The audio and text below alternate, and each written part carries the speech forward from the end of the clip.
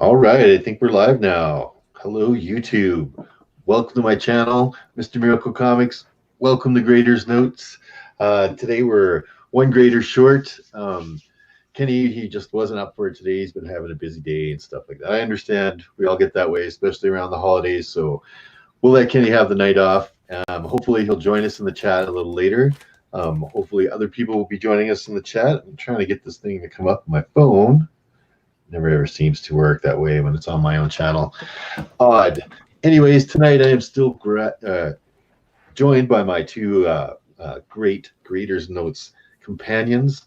I'm going to bring up Mr. Genome. Please introduce yourself. Say hello to everybody out there. Tell them what we're doing, Dave. Well, greetings everyone. Greetings everyone. Everyone knows me as the man of variety, not just comics, but the channel of just random chaos. I'm like the long shot of the YouTube community. So, yeah. So tonight we're gonna be doing something a little bit different, but the same at the same time. So, as confusing as that sounds, for those of us who saw the Masters of the Universe stream, we're going to take the Graders Notes criteria and move it to film. And this time, not just any film, but an animated film of Mr. Miracle's choosing. So I'll go ahead and let him announce that, unless he wants me to keep going. And stay tuned. What did you want me to announce? Oh, it was which film it was. Mm-hmm. Only Or I half can do it for you when you're talking. You know this, right? Well, I thought you were going to do it, bud. We're going to do a 1983 classic called Fire and Ice. It was written by Jerry Conway, Ralph Bakshi, and Frank Frazetta. So some pretty heavyweight writers in there, pretty heavyweight animators, pretty heavyweight fantasy artists. That's the movie we're going to do tonight. Metarog, please join us here in our live stream. Introduce yourself. Let us know how are you feeling today? How's things going, Roger? What I did see that amazing stream you had the other day with Matt. Oh yeah. This has been one of those dream kind of weeks for me, guys. In so many ways, even behind the scenes. So yeah, I've been really beside myself with joy, seeing all the great content here on YouTube, seeing all the AOKs that are given out, the great Black Friday hauls, all this stuff. And today, the culmination of that, hopefully it'll continue, but I'm here with some of the best guys on YouTube here. I miss Kenny to death because he's definitely in my upper echelon of YouTubers. And when Mr. Miracle first picked this, I was like, I'd never heard of it before, and I was like, when I saw it, I was like, how did I never see this before in all the years, right? So Dave, again, you're amazing at sort of deciphering, bringing out these hidden gems that few of us have ever heard of, and I am impressed with your knowledge and the fact that you knew this and you thought this would be a good Graders Notes film. I think to you, huge kudos. Cool. Thanks, Roger. Well, it's definitely not one of the better known films out there, but I've known about it since I was a teenager. So, right. I've been a nerd for a long, long time. So I've known about this movie, and I think more people should know about it. Anyway, I was glad to recommend it for everybody for Graders Notes, and hopefully you guys enjoyed the film. If not, I'm sure I'm going to hear about it here in a minute. But hey, don't feel bad because I'd never heard of it either. I'm a huge fan of the sword and sorcery genre, especially from the early 80s, late 70s time. I'd never heard of this. I had heavy metal in every iteration it could be on, that sort of animation, and I still never heard this before. So it was nice to find this little gem. It was really nice to find it on YouTube in its entirety, too. That was great. Yeah, like you don't even have to pay the rent for it or anything, right? Like you can just watch it on YouTube. Yeah, go through a few ads and that's it. Yeah. Or I have YouTube Premium, so they don't even have ads. Oh, you don't have that? Well, yeah, see, I'm pretty fancy. I watch a lot of YouTube. I was getting tired of those ads, man. Yeah. It's well worth the fee every month. Okay, so when we do a movie, we change up the categories a little bit, right? So we're just our first category is the script, right? Like, and that kind of mirrors our story category with the comic books. We talk about the actors. Were they good? Were they right? how was the acting in the movie, the production values and the production of the movie itself. Is it terrible? Are we looking at, a big blockbuster film that they've obviously, gone to town with the special effects and the money? Or are we looking at a cheesy, home video style production of the movie? And not to say that that doesn't mean it's a bad movie if it's in that style, but the production value. Is the movie original? Like, is it just another cliche rehashing the same things over and over again? Or do we have an original script that really pulls in the viewer of that movie? And of course, we're going to stick with the overall. Like, how did we personally feel overall that movie worked or didn't work? Okay, so we're going to start with the script. Okay, we'll get into some other stuff, and I think I'm going to let Mr. Genome start us off tonight. I'm just not sure how to get you alone on the screen. You should be able to right-click on my portrait, and should. Some chocolates and flowers will probably do it. That works too. And there should be an option for solo layout. I don't know if I can do it. I don't think I can do it myself. Oh, there it is. That screen. There you go. There you go. Go ahead, Mr.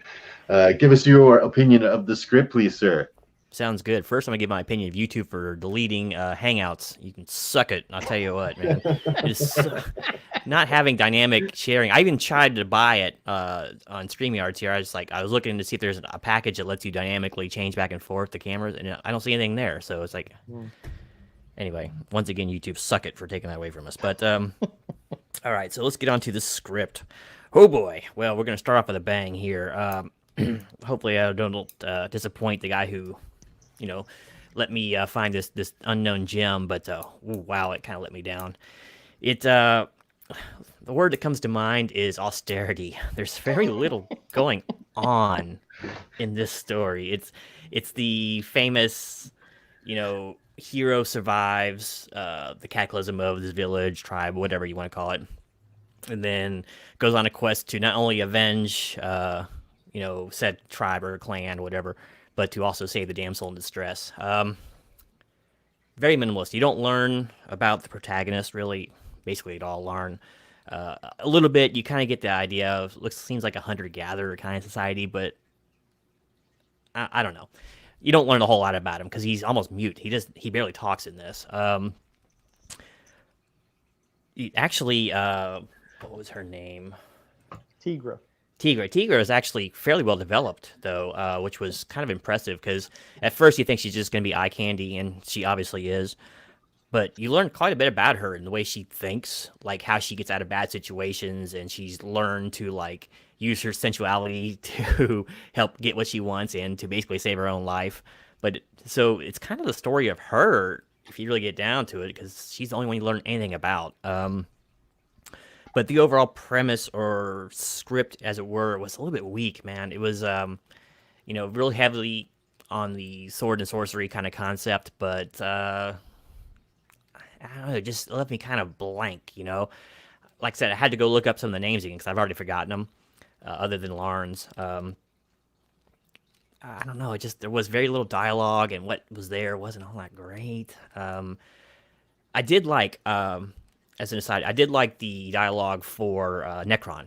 It was kind of cool because, well, we'll probably talk about more on that later, but he seemed, the guy who's voicing him, let's see, who was it? Sean Hannon, seems very, like he was directed to say, okay, this guy's in physical pain all the time. Maybe that's what's making him evil. I mean, you don't really learn this, but so I kind of like the way he was voiced and acted out.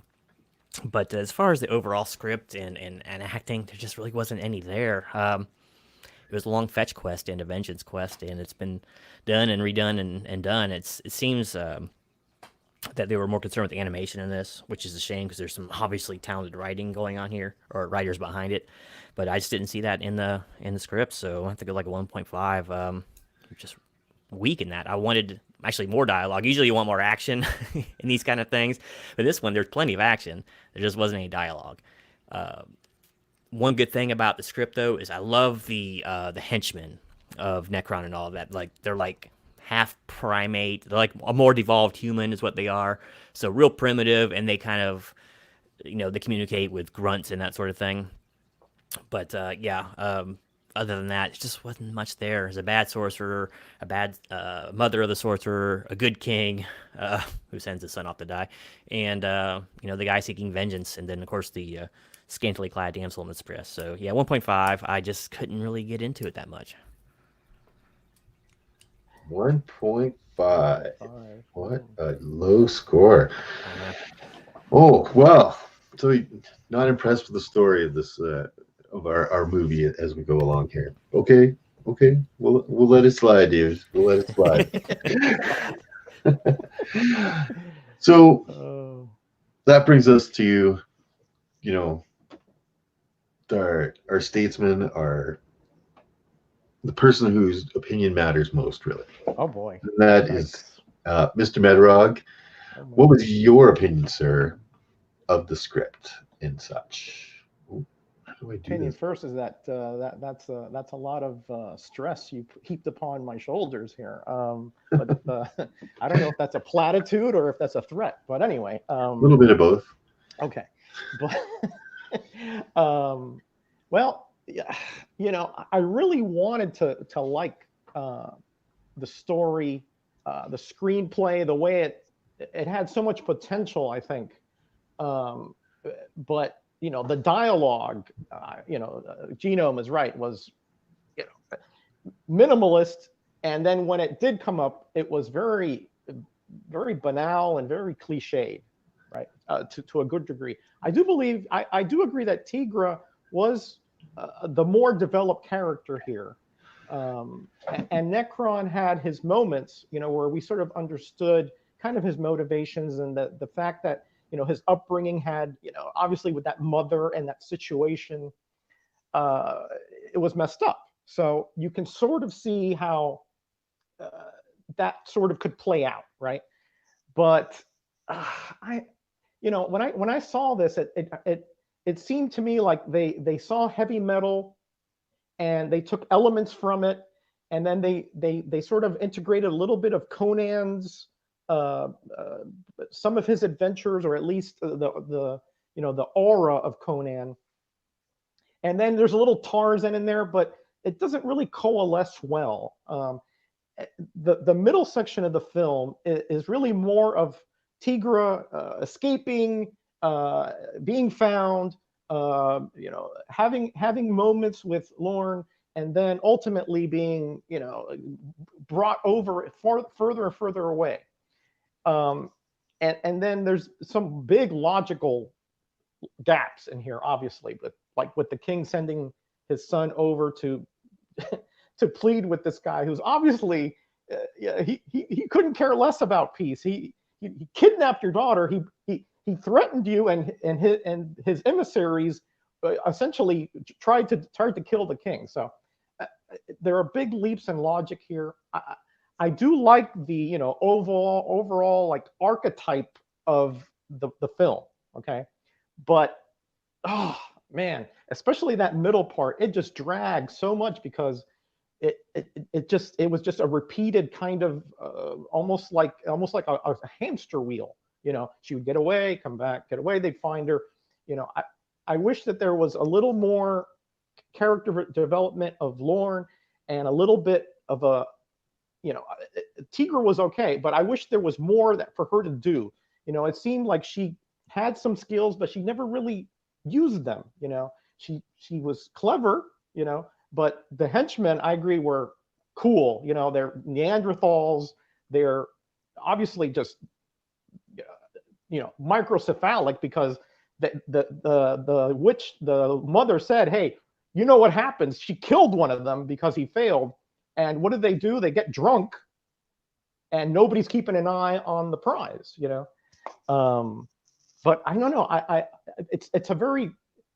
It's not dialogue driven. It's very visually driven. So I think you have to sort of take that in consideration, that they wanted the visuals to sort of tell the story more than the dialogue itself. So I didn't go quite as low as Genome, but yeah, I mean, it really needed to be fleshed out a little bit more. The enigmatic stranger just comes out of nowhere. We have no explanation about where he comes from, what his motivation is, and why they trust him. again, we just needed a little more here and there to sort of, ramp up the explanations so that the story could go forward in a more logical manner. So all that being said, I gave it just a bit below average, a 2. Wow, low scores from my companions here. Unbelievable. No. I get it. Okay, my turn here. Let me get onto my own.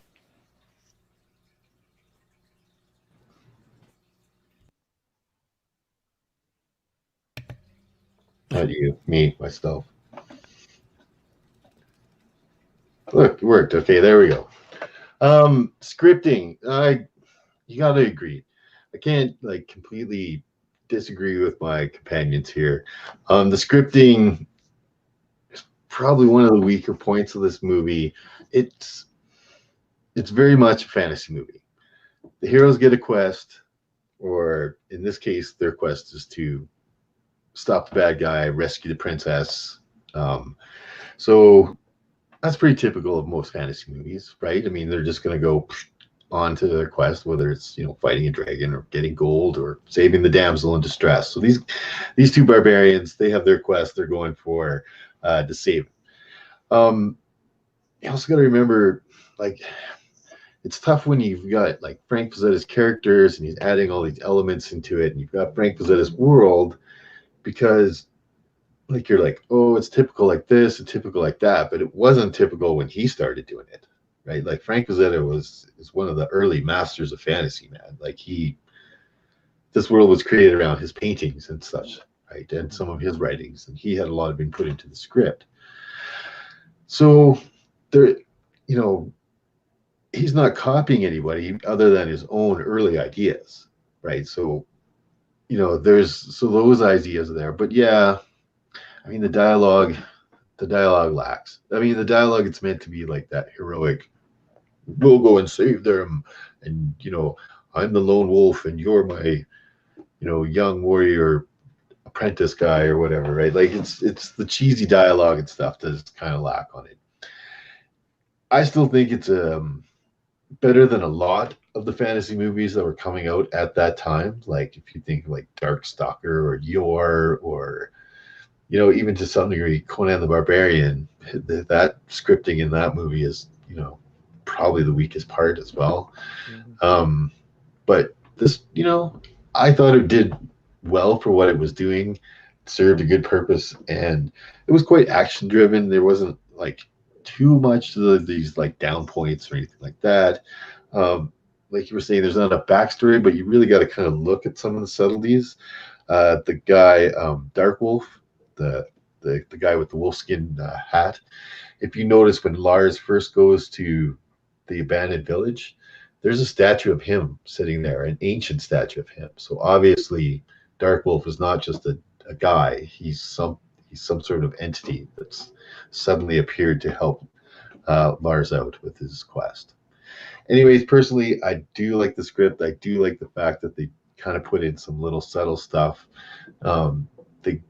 The magic is there, but it's not overly done. It's kind of a subtle magic that kind of only certain people can do and shit like that. So I gave this script 3.5. Right, could be better on dialogue. Couple of slow parts, but generally it moved forward quite quickly. It was a good pace, and it was everything I wanted in a fantasy movie. I want to see the hero's quest for the princess, right, and fight the dark wizard or necromancer or whatever you want to call it, right? So I gave it a 3.5. All okay. Right. Okay. Back to the screen. We're back. Okay. So of course we have our fourth grader coming up, and that is the chat. So everybody in the chat, if you have seen the movie, or if you haven't, or if you're kind of flipping back and forth between here and YouTube watching it, please give us a grade that you feel this movie deserves. All right, please vote now. How do I do this like screen sharing thing? Because that would be good, right? Yeah, there's it's right down there next to Leaf Studios, that share screen button, and it'll share what is on your main screen in small format anyway. I mean, I could probably do it too. the fact that the script grade is lower, Dave, to me, does not it's not necessarily like most movies, right? Because they're driven by the script. This one really wasn't. Like you said, it was more of a visual, more of an experiential movie. So just because it's lower on the script doesn't mean that that wasn't on purpose. Okay, they wanted the visuals to sort of be the superstar here. So I don't see it as necessarily a huge negative for this film. Yeah, and I mean, it's like he was saying with Conan, but there was really no story there. It was a vengeance story. There was very little dialogue throughout the thing. That was a visual movie. Heavy Metal, how much story was really there? It was little vignettes, you know. Very little. Yeah. It was amazing to look at, though. So amazing. Spawn the movie, you know, was put out there not on story. God, it was awful, Oh. but it was all marketed on special effects. So yeah, I mean, excuse me a second. I almost threw up when you said Spawn there for a second. Oh, that's what I'm talking about. Yeah, I still remember that from the '90s or whatever. But yeah. So I can definitely cut it slack there. I mean, it was definitely going for the visual, much more than the story. But like you said, fantasy doesn't always need a lot of story, just something. I didn't know any of the characters really. That was what kind of bothered me. So that's what it bothered me as well. Yeah, agreed. They're all original characters. You got to think like Frank Frazetta is trying to bring his paintings to life, the characters that he has in his paintings and stuff, right? So it's not like Flash Gordon or something like that we all know. These are like unique characters and a unique story and a unique world that he was trying to do. You're gonna have a hard time getting me to say anything bad about Frank Frazetta. Oh no! I agree with that. No.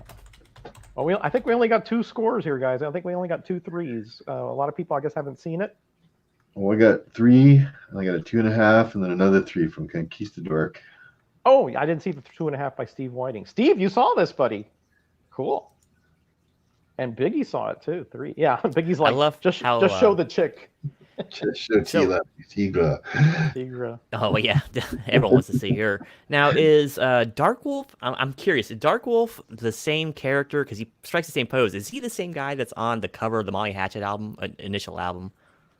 That's Death Dealer. No, I'd have to look at the album cover. I think that's Death Dealer, which is it? I'm going to get into that because there is an homage to that. It looks just like at the end. He strikes the pose when he's up there on the hill. Yeah. Well, Molly Hatchet had a few albums, not just the one. I think they used a few for Frazetta's paintings for that stuff. Yeah. Can take a look. Oh, I can't because you guys are. Then I lose. I'm getting at you guys, so that's no good. All right, so that's all we got for our chats. That's okay, guys. If you haven't seen the movie, and you don't feel like putting in a score, that's fine. But I highly recommend watching it. If you got about an hour and a half to kill, and you like fantasy animation. It's free on YouTube. It's called Fire and Ice. You can bring your own opinions on how it is. So our next is the acting itself, right? So this movie is roto-scoped. And if anybody is not familiar with rotoscoping, it is where the actors are filmed doing the action sequences and saying the dialogue, and then later animators animate over top of their acting, right? So you're just tracing around the actors, and this gives like a much more fluid body movement, a much more natural body movement, obviously, because now you're just tracing around the body as it moves, right? So the actors do have a lot more to do with this type of animation than just voice work. They also have to physically perform the stunts themselves.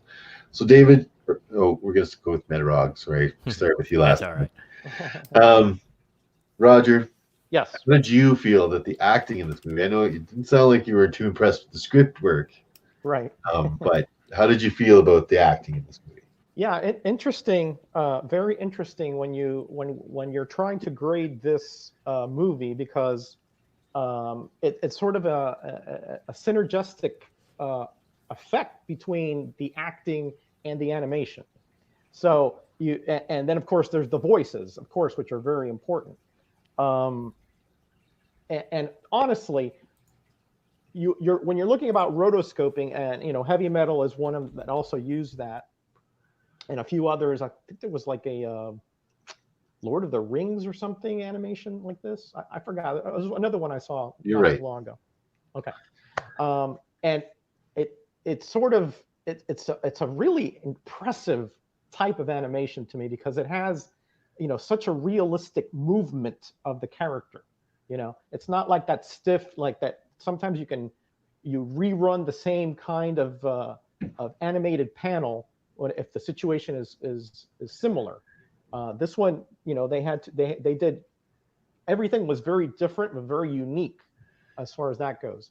And I think overall, I think the actors did do a good job of working within, you know, the place that they had to do in an animated film. It couldn't have been easy because to recreate the situation that they were in couldn't have been easy. You know, there's a lot of swinging, crawling, there's a lot of hiding, and there, you know, a lot of, you know, sort of action sequences that had to be performed, and then the animators had to go above it. So I think they did a very good job considering the voices.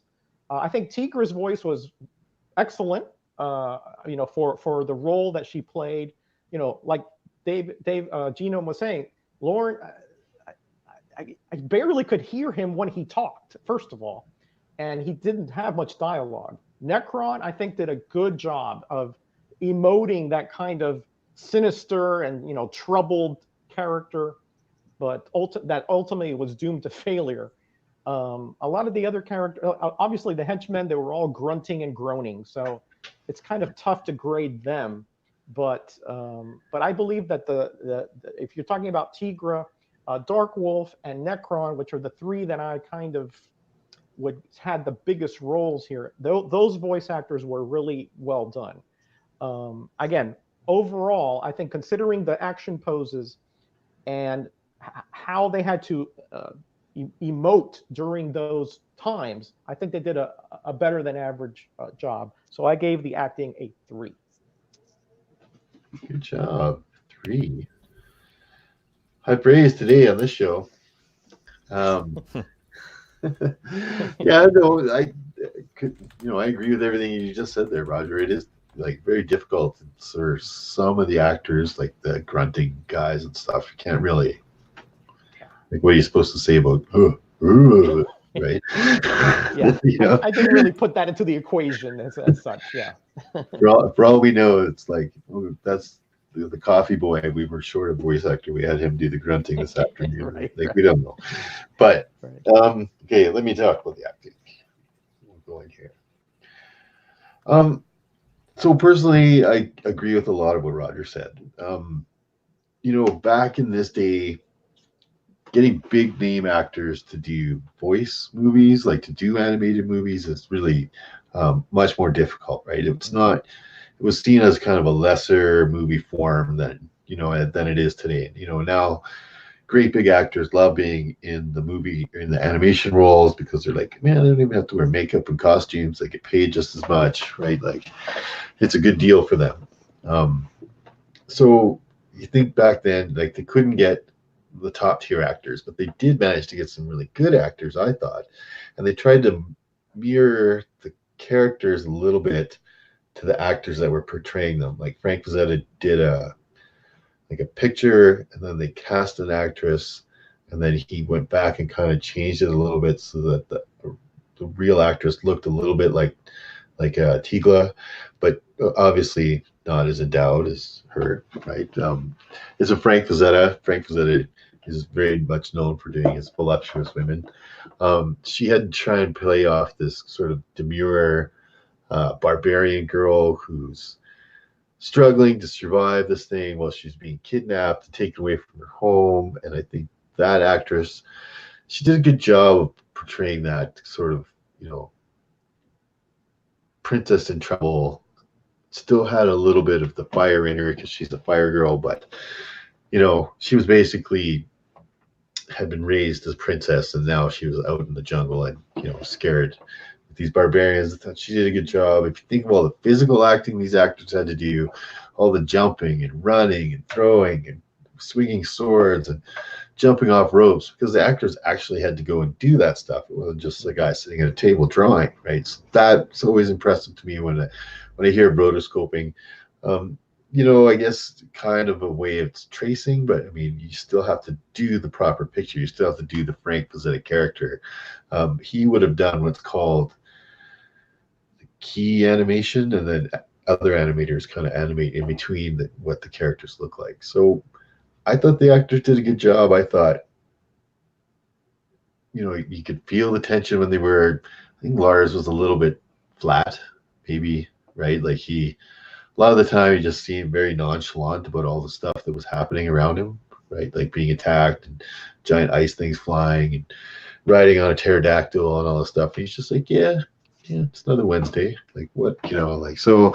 Sometimes I thought it was, that was kind of taken in, but I thought the actors did, quite a good job considering what they were acting for. And again, this, back before they had green screening and all this stuff. So these guys were like, you see him jumping off a rock in the jungle, but he's actually jumping off a plywood platform in a, parking lot somewhere. Right. And, so he's still going to act like he's in the jungle, and there's probably cars going by or like, cameras all around and dirt, and then nothing looks like a jungle, but he's got to be there and fight a monster or whatever. Right. So I thought they did a good job. I gave the acting in this one a 3.5 because I thought they did a good job. Nice. I agree. Yeah, good points. Yeah. Did I ramble too much on that one? Was it okay? No, you're succinct. The more you ramble, the less we have to talk. So. Yeah. Speaking of Rambler. I am a rambling man. Speaking of old Southern rock. Yeah. Is that an AMC Rambler? Yeah. No, but I run. See, that's the difference. You're a runner? Yeah. All right, brother. All right. Well, let's take this dog and run with it. You're a very opinionated young man, so please tell us how did you feel about the acting? Over 4 decades in, I love being called a young man. I love it. So acting, I probably have to split this up actually between the physical acting and which is basically tantamount to mime, and then the actual voice acting. Physical acting is really, really, really good. There's a lot of like weird movements, a lot of rolling, like side rolling and stuff. A lot of falling, a lot of jumping and grabbing things. A lot of different sword movements that it's easier to do in a cartoon than it is in a real life application. So, big kudos to the people who were basically pantomiming to the script. So, A+ there for that. The voices are definitely a mixed bag after that. Some are just phoning it in. Larn, whoever's voicing him, I guess I could look it up, was obviously just phoning it in. Randy Norton, it says, he's supposed to be a man of few words, and I can get behind that, but even the few words you get, there's just nothing there, Dark Wolf is supposed to be a man of few words, and he mostly is, but he sounds like he's serious, you know what I mean? And he knows the stakes that are involved, and he seems more angry about the situation than Larn is, who's had his whole clan butchered, and his girl stolen like 2 or 3 times, so... the voice is, it's kind of a mixed bag. I did like I said, I did like Necron. I don't know if that was what was going on, if the magic itself was taking a toll on him, but I kind of liked his voice inflections and how he was played both physically and on voice side. I think it kind of lends itself to like the tortured bad guy, he's bad, or maybe the evil itself is just twisting him. I don't know. Maybe it's not the magic at all. It looks like at the very beginning he's having an orgasm when he's throwing all the freaking glaciers at people at like 5-minute mark. But so it's so weird. The dichotomy there is strange. Tigra once again, I think she's voiced well and she's animated extremely well. Definitely the least stiff, no pun intended, animation of all the characters. She's much more fluid than everybody else. So yeah, I'm gonna have to kind of write a little above average, just because I think a lot of what little voice there is kind of brought down, so it kind of takes away from the physical acting. But I'm gonna give the overall a 3. There's some good to be had there. Like I said, I don't recognize any of these voice actors, and I know quite a few of them from my studies in the past, and so that's kind of cool. But at the same time, it's like I'm surprised they didn't go out for any of the heavier hitters, for such a big production like this. So yeah, kind of a mixed bag. Great physicality, and I can only imagine the time. I'm sure we'll go over it later. That the rotoscoping must have taken. So it's not like Miracle said. It's not just a couple of guys animating, on a desk in a nice cushy office. These are guys probably making very little money out there, being told basically be gym martial artists. They had to jump and do all kinds of weird physical activities with basically no visual cues probably either. There might have been like a basic set up somewhere for some of the interiors and all that, but so yeah, I bet that was pretty difficult. So yeah, 3 right down a little above average, mostly because of the great physicality and Necron and Tigra were the standouts as far as like the voicing goes. Nice. 3's a good score there. Yeah, right. Like you got to think, like these guys were the pioneers of that. How actors do it now with all that green screen CGI that they do, right? Like CGI is essentially rotoscoping, where they have the actor with all the little balls on their clothing, right, to pick up every little movement and the big sensors and stuff, and then they animate over top of that. Well, that's rotoscoping. Right? So these guys were basically doing back then what big CGI movies do now, right? But they didn't have all, like now that these guys have got all the tricks. So here's this actor's here, and we got this kind of shape thing, and watch this guy. Like these guys were basically on their own. They didn't have a big studio to do this in and stuff like that. I wonder how much they were actually choreographed too. I was like, I'm sure there was some, but I mean, it's like, did they have a dedicated choreographer for a lot of the action and fight scenes, or they were kind of just given carte blanche? It's like, okay, here's the script, here's what you need to do, we'll draw around it, Hang on a sec, Dave.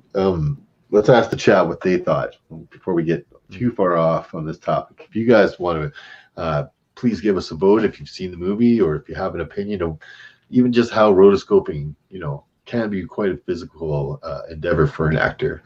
So go ahead and please give us your votes now, guys. Okay, sorry, Dave, what were you saying? I lost my train of thought now. But anyway, I don't know if they had a dedicated choreographer or anything. I haven't looked that deeply into it. So I'm just wondering if like the actors were saying, okay, here's what you got to climb up, do how you think would be, kind of just go up there and improvise, and we'll draw around it, or if they were heavily choreographed. I don't know, but it must have been tough, either way. From what I understand is like a lot of the actors were stuntmen already, right? So they had that physical kind of movements to it. And then Frank Frazetta himself would actually do a lot of it. And they were kind of pissed off because he was quite, no, jump on one foot here and then jump over here. They wouldn't kind of let stuff go. Because he had probably a very tight vision of what he would paint in that situation. You know what I mean? He probably wanted the actors to do that. But yeah, I don't know how much training, like the budget on this movie wasn't huge, so I don't know how much pre-training other than stuntman training these guys really had. And then the director would probably be like, yeah, do a roll, then jump over here, then jump off that. Now pretend to throw a spear, Yeah.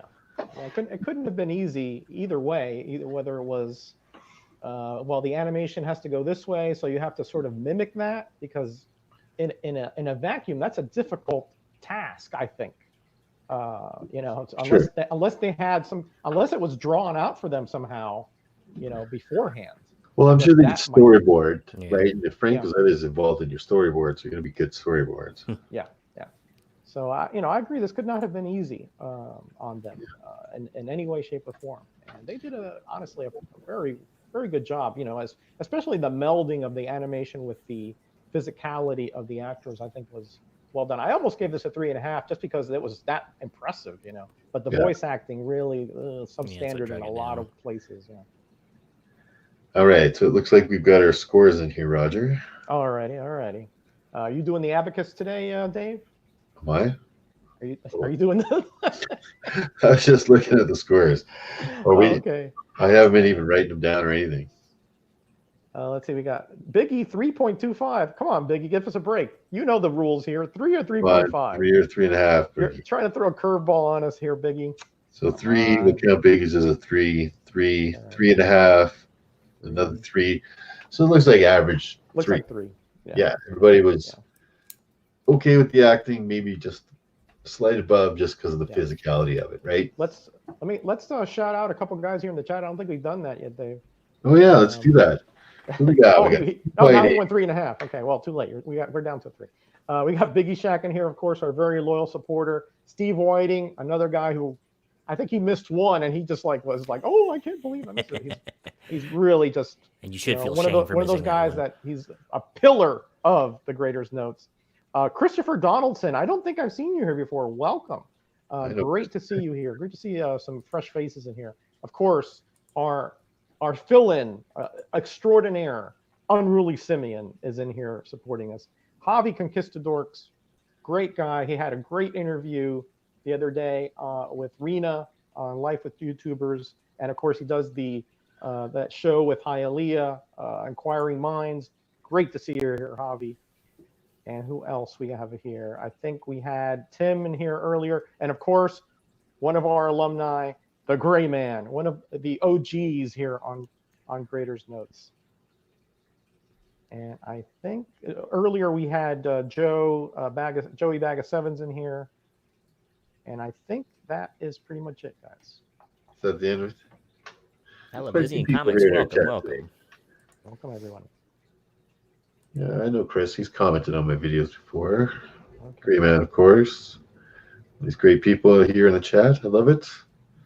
Yeah. Make sure you guys go out and sub each other up. If you see anybody who you don't recognize, and you haven't subbed them before, be a good YouTuber and go and help a guy out, get some more subs. Excellent. All right. So next on our list, production. All right. So I'm going to start off this guy with the production. I'll go there. No.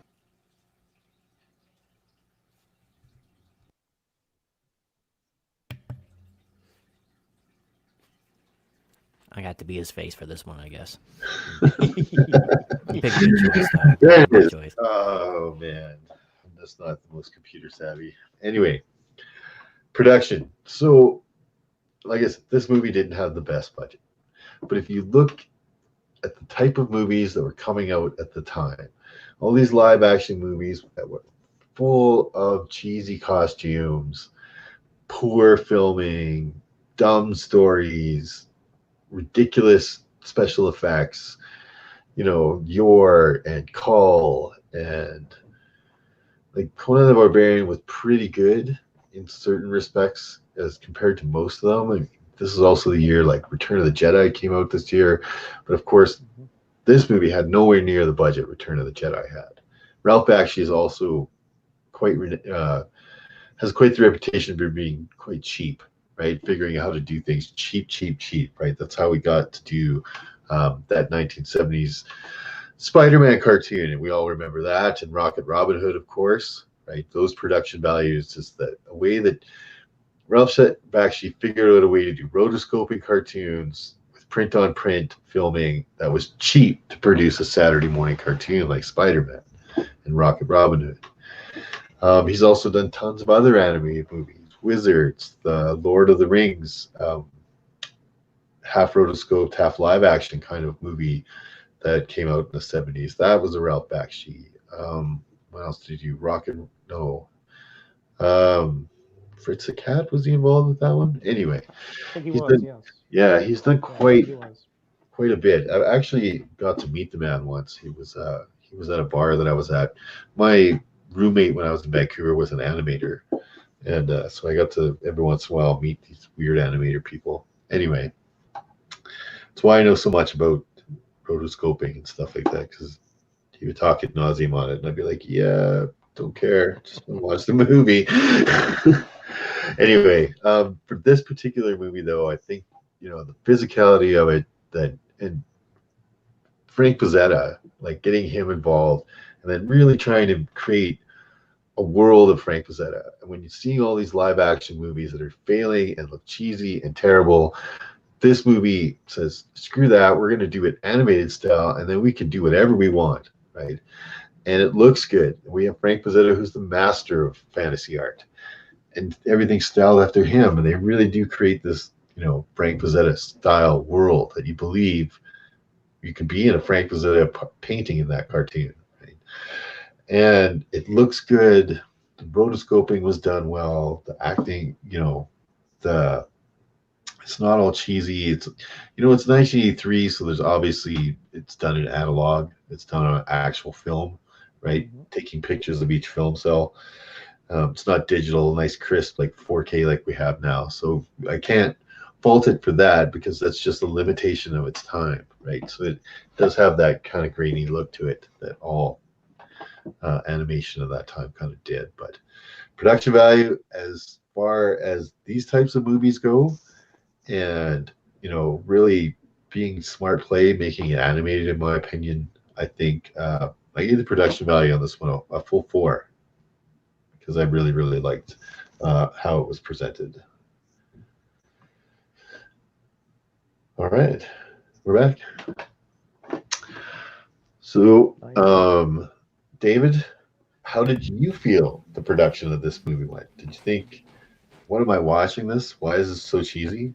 Or are you thinking, man, this guy should have been, this guy was light years ahead of the time. You could put this in a 2015 theater, IMAX, no problem. Well, I mean, while the movie is obviously a product of its time, let me put this also in a little perspective. I was a huge mark for, like I said, the sword and sorcery stuff, and I was raised on these horrible movies, on Call and Beastmaster and all these just awful early '80s movie. But of course, there's usually some nudity too, which helped a young lad like myself want to watch more and more. But so a lot's to be forgiven, and I think the expectations of fans were already kind of low as far as production values for this sort of genre goes. But this is a whole different ball game, being animation, and I'm not sure people were really ready for it at the time. So it probably didn't get a fair shake, just because there were so few truly popular animated features back then. People wanted to see, at that point they had Arnold in their mind. They want to go see a big, muscular, real life person that they could swoon over, at least for the girls, and so this was a whole different can of fish, as it were. So, but I can't fault the production for that at all. It's they did a lot for the budget they had, just a little over $1 million. I can only imagine the ungodly amount of time it must have took to do all that cell work. It's just it just boggles the mind. Every frame of this movie had to be animated over, at least with a live action person in it. So, a lot is forgiven in certain aspects that might come up short. Some things did look kind of strange, like the running really looked stiff, but it also looked more realistic than like any other cartoon running did. And it's kind of almost jarring. It's like, that looks really real. And you're thinking, if you don't know any better, you're like, how do they just animate that? Why can't He-Man look like that when they animated their Transformers? And then you realize, oh, it's rotoscope. So it must be almost like hundreds of thousands of animations here. But anyway, I'm getting off on a tangent. So production's really good. They didn't skimp out on the sounds too much. They did skimp out on the voice acting a little bit, I think. But it looks like they were going for more regular character actors than they were like voice actors, which is kind of strange too. I think they go a little more on the voice actor side. They probably could have done more with it.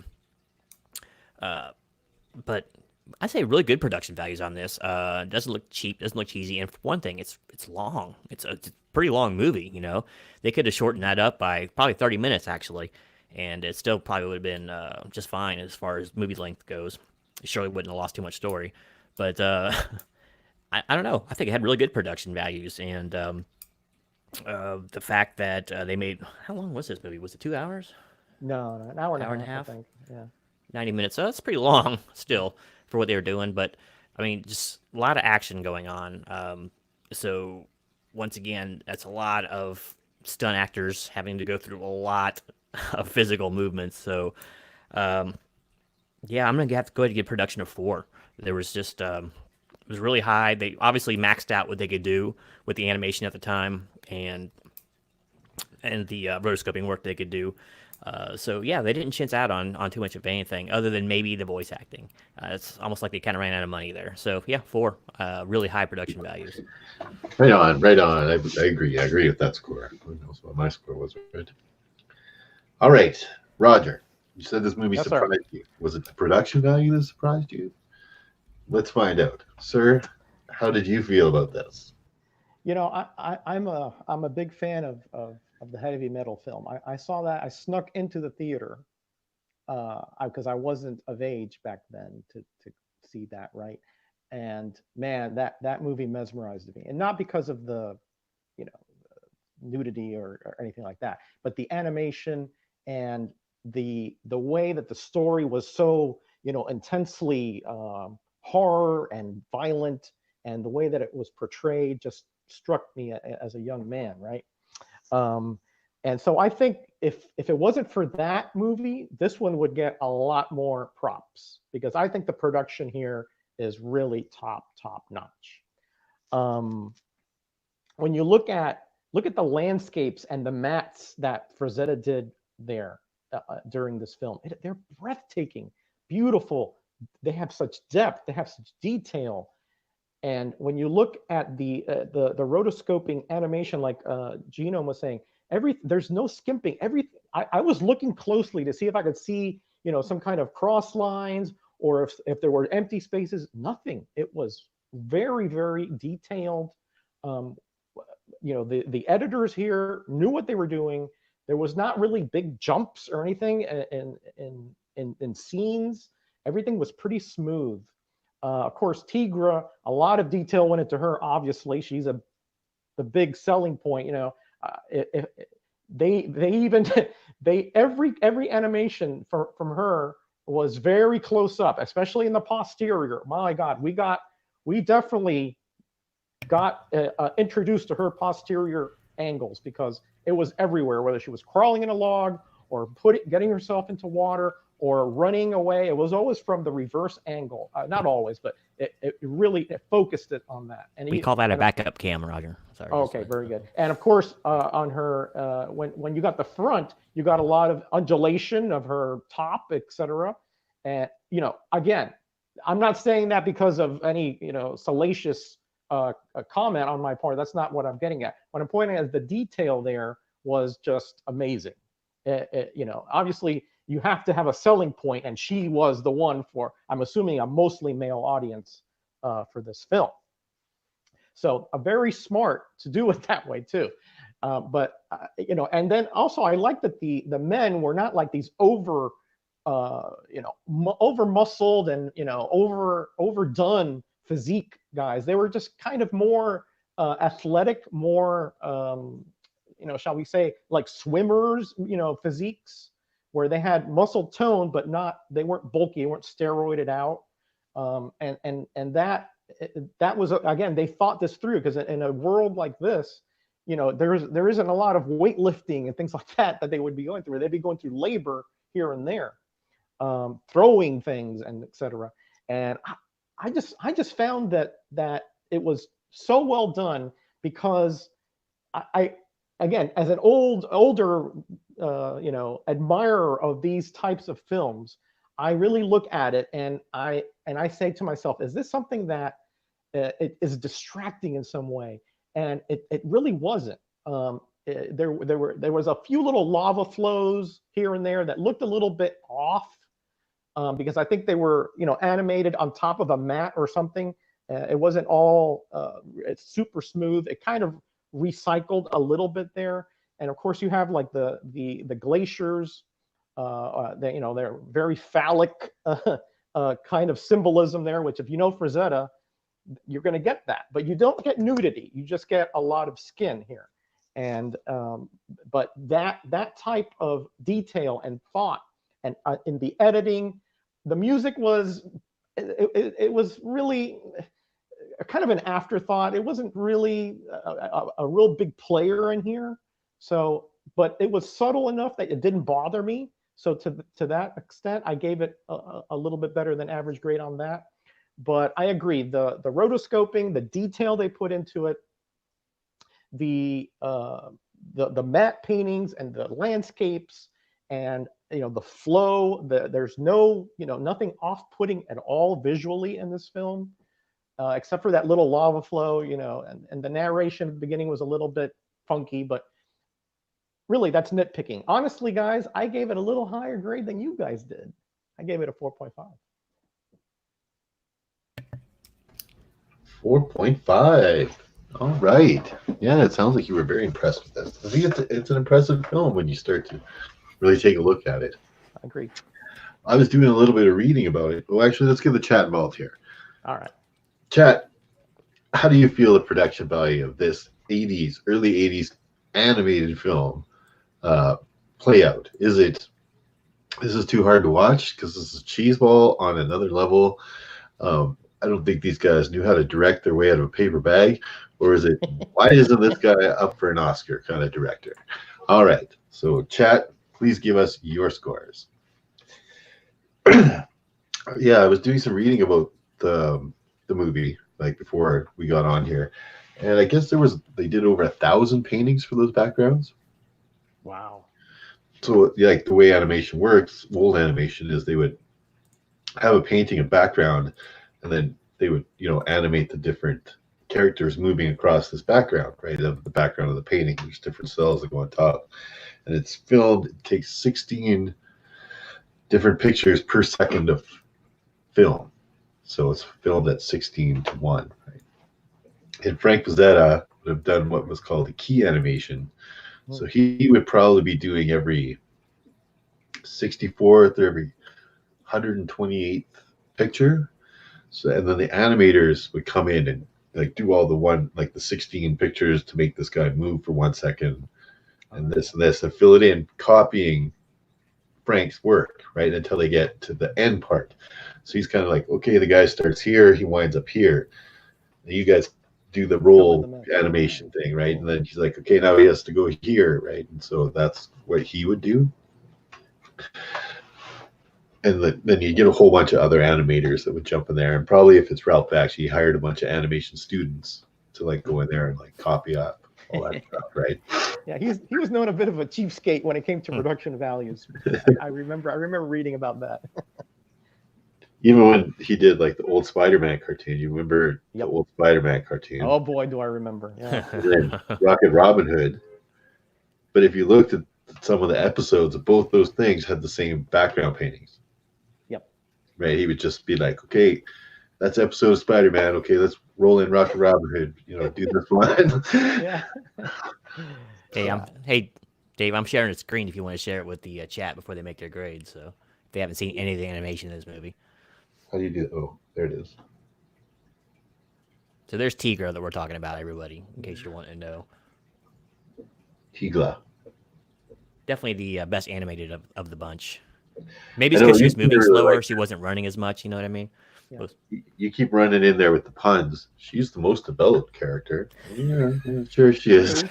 That was Roger with a double entendre. Well, it's true literally and figuratively, right? Mm-hmm. But it's true. I mean, and her animation, let me tell you, it was really well done. It was just beautifully done. But that's Frank Frazetta style. The way he does women is that big-bodied, voluptuous girl, right? Yeah. He's a Rubenesque fan. I understand that. I mean, look at Vampirella and look at his stuff in Eerie and so forth. But the flow of her hair and of when she runs, it's not like an athletic run. It's more like a panicky run. That was very well done. Honestly, a lot of good details in this. No, the actress that played her did a really good job of it. Yeah. Get Biggie, man. What's Biggie saying now? Show her backside. Show her backside. Yeah, it's prodigious. It's prodigious to be sure. Yeah. Well, this is hey, we got C3 Comics in here. How you doing, buddy? I just saw some of your videos. C3E. Yeah.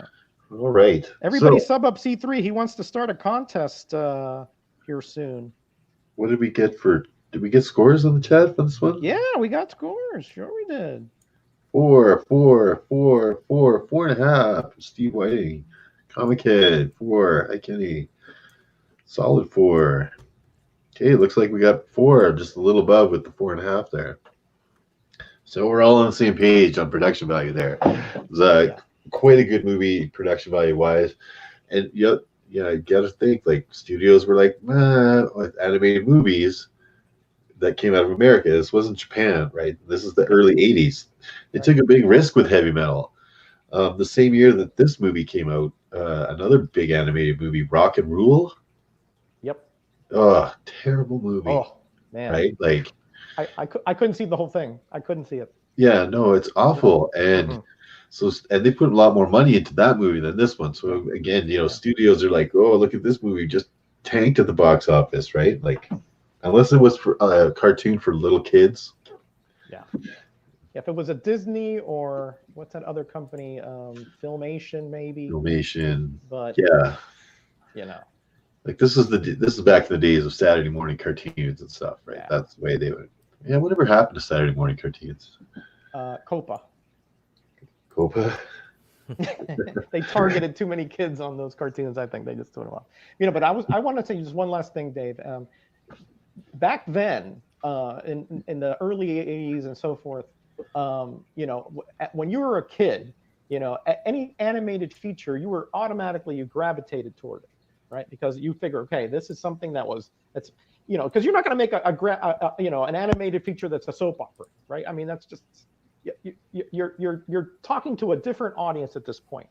Yeah. So if I would have seen this film, I don't know if this even played in a theater by me at the time, because '83 I was just coming out of high school. I was driving and I saw movies left and right. I went to the Miracle Twin there in Carlway. I mean, I haunted the place, right?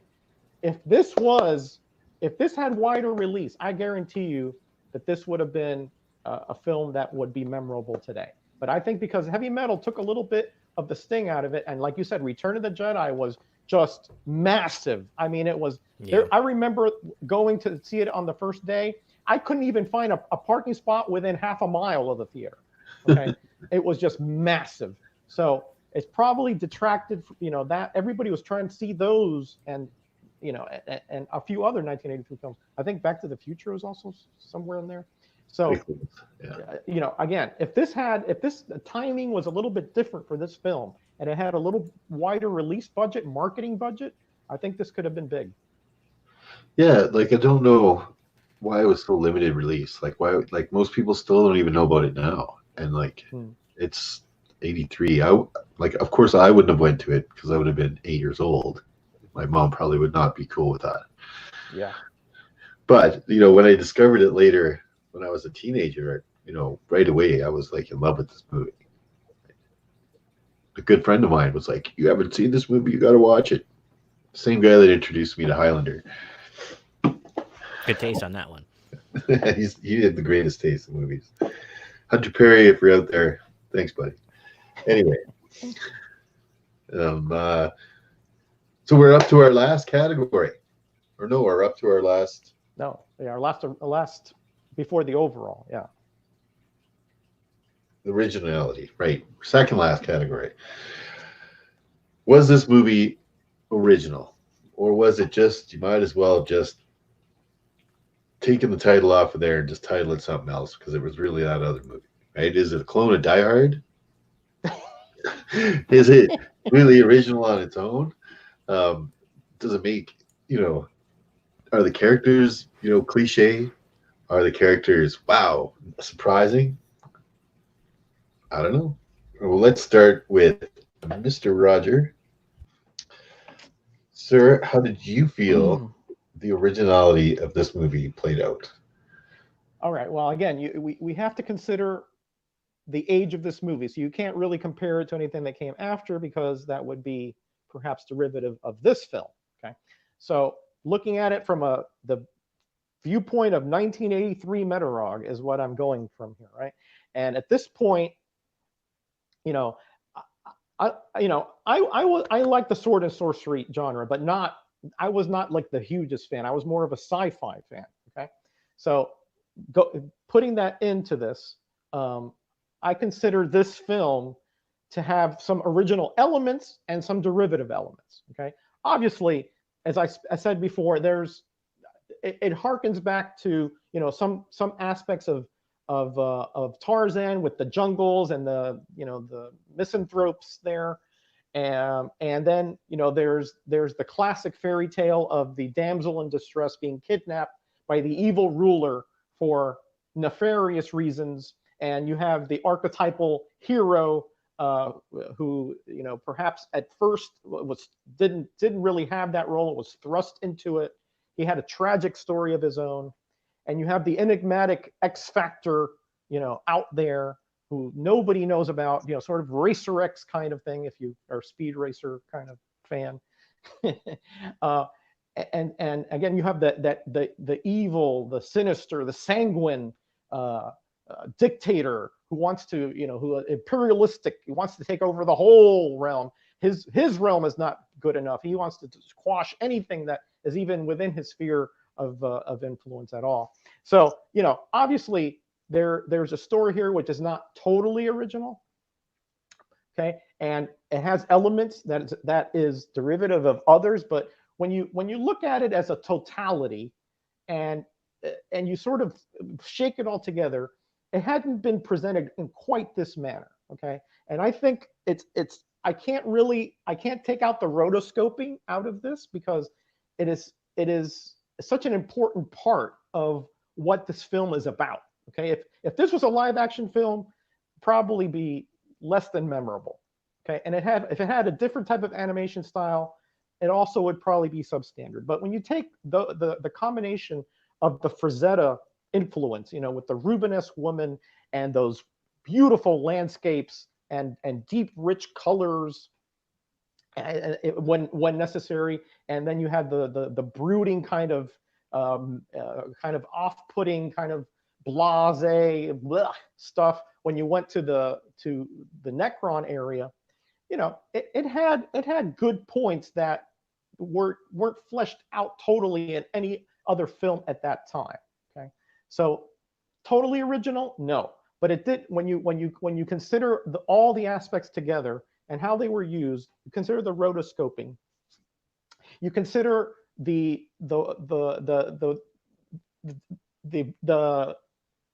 princess, shall we say, with Tigra, and how she kind of grew throughout. She even tried to see if she could, even at the end, to see if she could bring a peaceful resolution.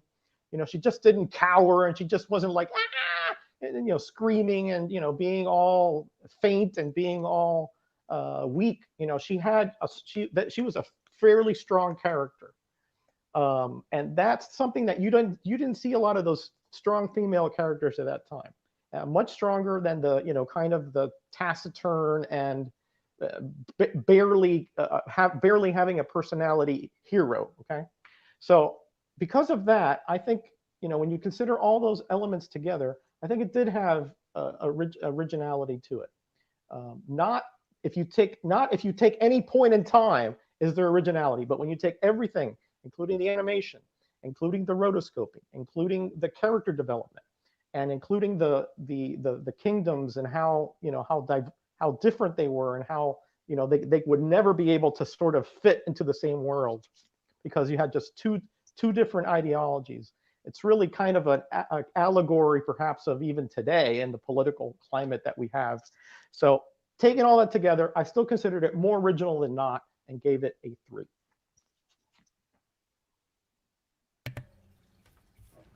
What was your score there, Roger? 3, sir. Well, 3, I couldn't hear you.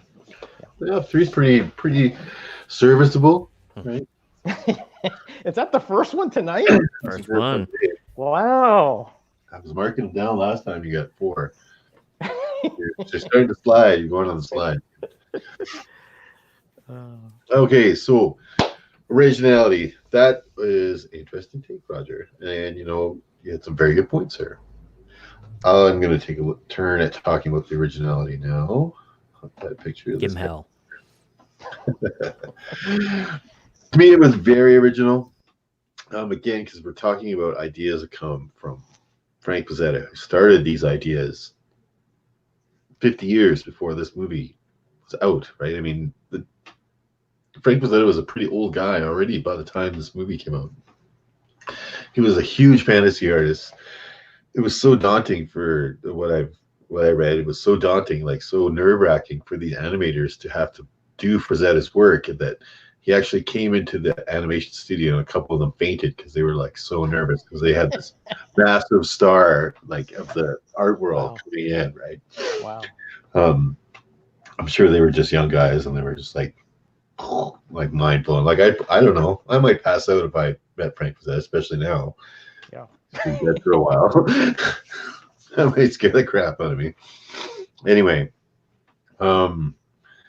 so I think it was really good. I think it was smart of the producers to, you know, tap Frank Frazetta and be like, your stuff is awesome. We're going to make a whole world around your stuff, Frank. And then to get Frank so involved, because like you look at a lot of movies, they don't really get the actual writer involved in the production of the movie itself, right? They're kind of like off in the distance, right, doing their writing thing, but they don't. Mm-hmm. If they need a rewrite of something, they'll call them. But other than that, but this one, Frank really put his original spin on things. He really got his hands in there and did it. It's also back in the day, like you think there's not nearly the amount of this kind of movies being done in that time period. Like it was kind of coming out now, but most of it had been regulated back to like B movie crappy movies that nobody really saw. They were the drive-in theater movies or whatever. And man, so yeah, there's a lot of elements in here that you're going to see in every fantasy movie. Like I said, you got your heroes, you got your damsel in distress, your princess, you got your big wizardy bad guy, you've got the warriors, the good, stout, true warriors on the other side who are going to stop this guy, and our heroes in between that play out the story, overall story. So a little bit back for that kind of thing. But I mean, what movie isn't that? Right? What movie isn't? Here we have a protagonist. Here we have an antagonist. He's got to do something to stop this, right? Or thwart their plans. I think all stories are that way. So can't really fault it there. I'm going to bump it up a little bit from you, Roger. I'm going to give the originality of this movie because they really specifically picked Frank Frazetta, and it was such a unique kind of world compared to that live action D&D kind of fantasy movies that you would have seen at that time or even earlier. Mm-hmm. To pick it animated and to specifically pick Frank Frazetta, I thought was really original idea in terms of animation. Story itself might need a little help to be more original than it is, but yeah, I'm going to give it a 4 for originality. Nice. Very nice. All right. So last man to chime in, it's certainly not the least on the list. Nope. And that is Mr. Genome. How did you feel about the originality of this movie? Well, that's tough to say. I don't like if you separate the story from the rest of it. It's fairly original. The story is as unoriginal as it gets. It's very uninspired, bland. Hero saves somewhat damsel and revenges his clan kind of fetch quest story. So nothing special there. Has been done to death back in the 30s pulps. And Robert Howard did it very, very well. Just to name one. But everything else was pre-original with a caveat. The fact they were kind of riding high on the sword and sorcery genre being like revitalized at this time. So it wasn't as big a risk as maybe it would have been if they released it, 5 years later or 5 years previous to this. But it was kind of all the rage at this time. So, and it tells basically the same story as most other sword and sorcery movies did and stories. But that's fine, that's what you go to see in that sort of movie. But as far as originality, not so much there. But where it is original is basically in the art style and the animation, the lengths they went through. I can't think of a movie that was so heavily rotoscoped, and I don't think there's one that's fully fleshed out quite as much as this movie was, and that is saying something. And they went in there obviously with the intention of doing that. This was Avatar of its times. It was like, okay, we're not gonna show anything live. It's almost like the Dark Crystal. Pre-Dark Crystal, because like that they made a concerted effort not to show anything human or even almost remotely human. The Gelflings were the closest thing they had to it. Yeah. So I think it did something very similar here. They just wanted you to see something, and it really hadn't been seen in its entirety. And it's not the easiest genre to do it with, but there's an old quote, I can't remember, was it Matt Groening of The Simpsons, I believe it was, who says, yeah, we could do live-action Simpsons shows, but every episode would be $50 million, because you can do so much more in animation than you can in live action. So that part was cool. And there's so many things they realized even in 1983 in this animation that they couldn't even touch in a live action movie. I mean, they rode freaking pterodactyls, for goodness sake, at the end. That's awesome. That's a cool thing, man. That's original. And that's the kind of leeway you have when you animate things. So as far as that, I mean, other than like heavy metal, there wasn't too many other huge, at the time at least, full feature or full length animated features. So that part was kind of original. It's just that the story doesn't really lend itself too much to that. I'm gonna put this right in the middle at 2.5. It is serviceable as far as originality goes. It does not reinvent the wheel in any way, shape, or form as far as the story and the overall premise of the movie goes, but the execution is fairly original actually, and it's almost unrivaled in scope as far as film animation at the time was going on. It didn't look as nice as Heavy Metal, of course. Very few films do. I don't think it did, but it was kind of cool because it was bridging the gap of people who wanted to see a live action swashbuckler and an animated fantasy film, and they did it pretty well. It's like, okay, we're gonna do a cartoon, basically, anime movie, but it's gonna look real because of the movements and all that being drawn over a real life character. So that part was pretty cool and pretty ambitious. So that helps salvage the story somewhat. So like I said, right down the middle, 2.5. Like I said, pretty lackluster story, but the production values and what they were attempting to do with their vision that helps definitely bump up the score some. So yeah, 2.5. Yeah, I think that's the first time we've all diverged there. On the, 2.5. Well, yeah, definitely a divergence from our scores. yeah, a little bit. What was yours, Miracle? I don't think I have it here. 4. Was it Miracles 4? was 4. I gave full 4 on the original. Yeah. I liked it. I thought it was original. All right, but let's see. How did the chat feel about it? Did you feel it was original? Do you feel the whole concept of this type of movie is original? That's a valid question. Yeah. If you want to chime in, please give us your score now in the chat. I mean, this is one of those films, guys, that when you look at it, it has an original, an ineffable originality to it. It's hard to pigeonhole this score because it had to me, such an aura of originality. I mean, yeah, like I said before, if you take any point in time of the film, there's nothing original there. But when you take it all together and you look at the central character, Tigra, how she was portrayed here, it was very different than most things at the time. Usually the female character is more of, she was used as a plot device, but she also carried the story. She had multiple roles as far as story elements here. And I thought that was the part that really impressed me here, beyond, like, Heavy Metal had a female protagonist, but that was a story that was sort of scattershot. It wasn't all about her. There were different parts. It was more about the Ragnar, or whatever it was. So here she was in every aspect of nothing happened without her being central to it. So in that sense, I thought that really took it a little bit beyond your normal, sword and sorcery. And really, there wasn't a lot of sword or sorcery here. It just had that aura about it that came through. But really, the story was driven through Tigra, and I thought that was a good job on the screenwriter. I think Roy Thomas had something to do with this too, and that seemed to me like he had something to do with that aspect in this film.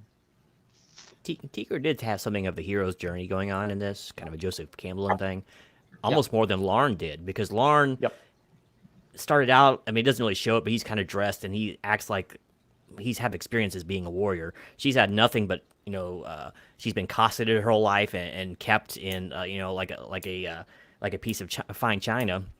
And suddenly she's thrust out in the wilderness with all these Cro-Magnon men, basically, and she has to use her wits to survive. And then she winds up taking a life. She's doesn't want to do it at first, and then she gets more adept at it.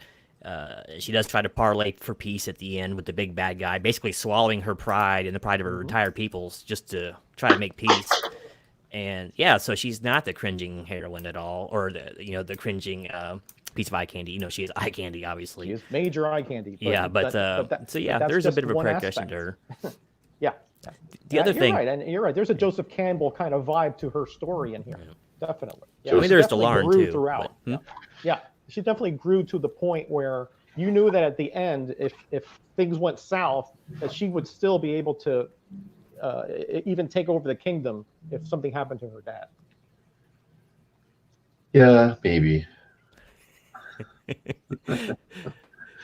The other thing too is if you're just watching this, especially with modern day eyes, it looks a little odd at first, especially the action scenes and the heavy movement. The running really is just jarring.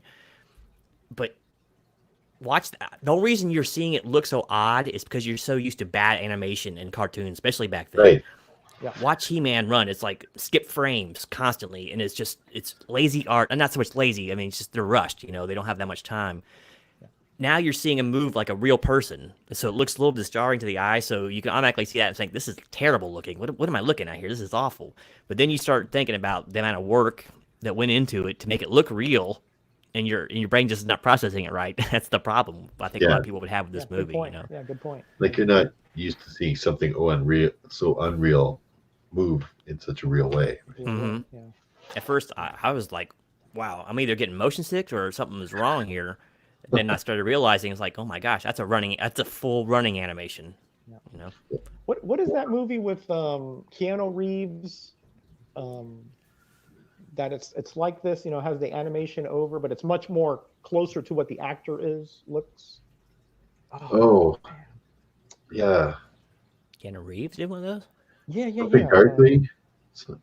Yeah, I think that's it. Yeah, something like that. Yeah. It's based on a comic book too, that one.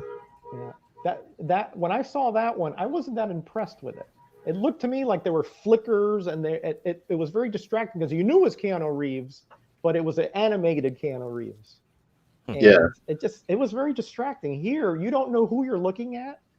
And to me, I was fascinated because I was trying to look for problems. I couldn't see it. No, it's hard to find problems with the animation here. They took A Scanner Darkly. Thank you, Raul. That's it. A Scanner Darkly. That was it. A Scanner Darkly. Yeah.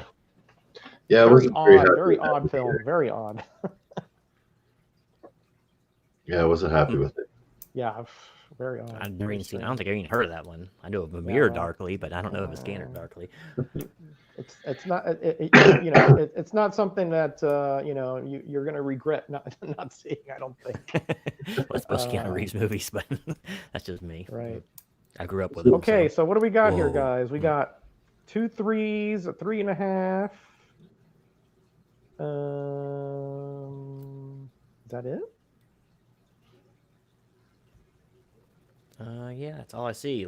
Get your grades in there, folks. We're getting ready to tally up, and then we're gonna. Hey, Mark, how you doing, buddy? Get to the last portion of our show. That's okay. A lot of people haven't seen it, but hopefully, based on this, you'll just go, Google it on YouTube, and I put the link in the roundup today too. So if anybody wanted to see it, I don't know if it'll let me put a link in there or not. Let me see. I don't know. I'll try it right now. I got it pulled up over here.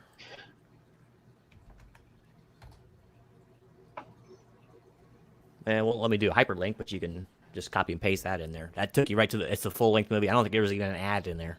So Kenny chimed in with a 3.5 there. Oh, okay, great. Hey, Kenny. Kenny. So that's what did we average that 3.5 or 3? Because it's like right in the middle, 3.25. Do we average up? Up. Let's average up. Okay, so 3.5, Gino.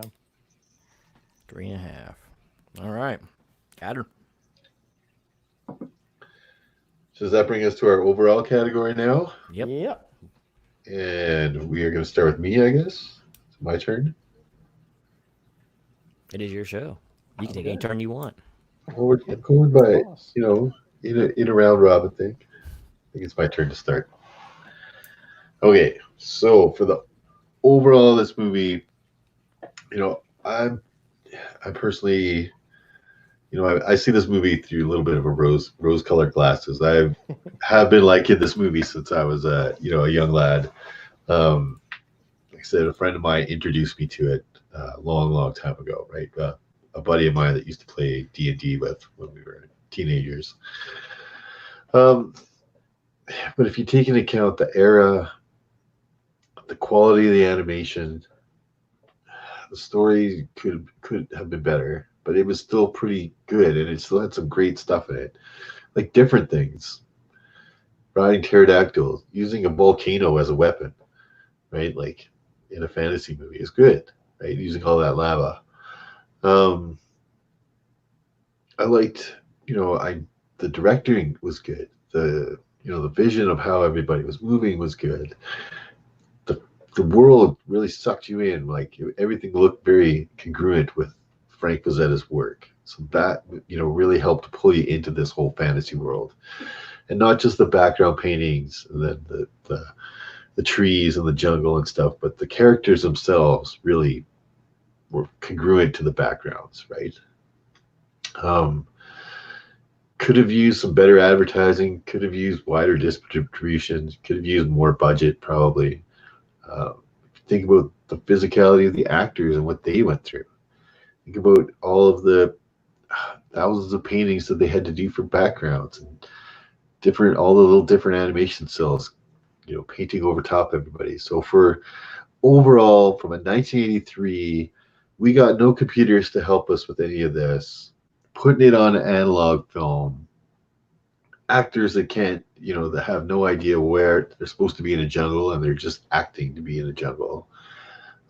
Limited budgets, producers, masters of fantasy involved, masters of animation like Ralph Bakshi involved.